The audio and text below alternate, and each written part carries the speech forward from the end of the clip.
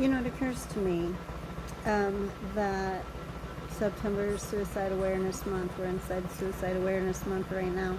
And I just wanted to share a little bit about my experience with that. I have met multiple experiences with being suicidal and attempting suicide over the course of my life, multiple different times. But I wanted to share the last time. This was more recent than probably some people might think. Not super recent. I would say 3, maybe 4 years ago.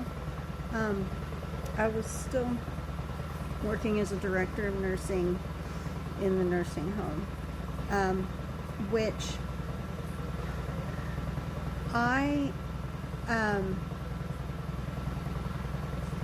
thought that that's what I wanted to do. That was my career goal. I was a CNA, I was a nurse.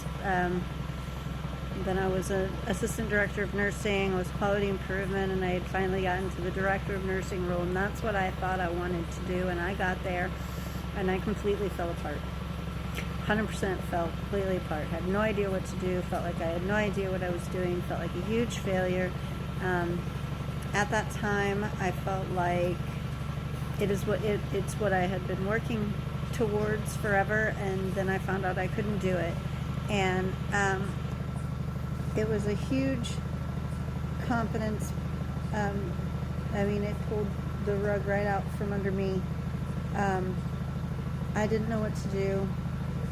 I am the sole provider of my family, and I was also in a situation where there wasn't really a career option to anywhere to go where I would be able to continue to make the same amount of money that I needed to make to support my family, so I felt very stuck. I didn't know what to do. I was in a position that felt impossible. I was doing a job I felt like I didn't know how to do. In retrospect, I was doing it very well, but I felt like a failure, and I felt like there was nowhere to go, and I had no options, and that the only possible thing that I could do was to kill myself. And I felt that looking back now, I can't even logically connect in my brain how that makes sense. But that's how I felt. That's where I was. And I was not just kind of thinking about it, not just thinking that it would be better if I wasn't around. I had planned to work a night shift, and I had planned to call into work. I'd planned to pick up a night shift and call into work, but not tell my family that I was calling into work. And then I was going to drive to Jesse James Park, which is a park, in my town. And I was going to eat, a couple bottles of pills and drink a little bit and say goodbye. And I figured that way there was, all night. I wouldn't be disturbed. But it would be the police that would find me. My family wouldn't have to find me. Nobody would be looking for me till the morning. I had it all planned out. I was ready. I had the day. I was going to call into work. I was ready to go. And I got to the park, and I started thinking about my oldest son. And I'm apparently going to get emotional now. I hadn't planned on that. But my oldest son, when I had him, I was young. I was a big partier. I was a pretty self-destructive person. Anyone who knows me knows that that's no joke.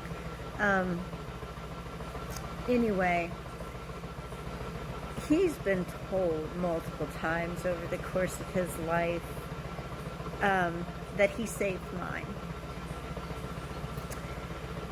Because when I had him, I had to become more responsible. You know, I had to straighten up.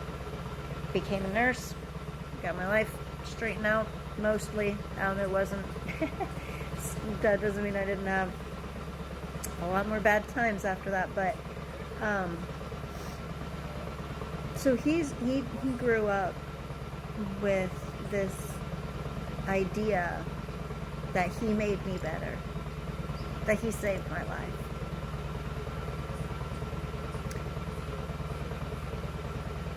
And what would that do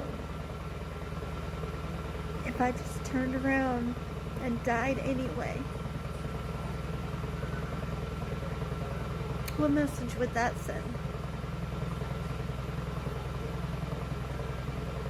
You know, he's been told so many times over his life how he saved my life.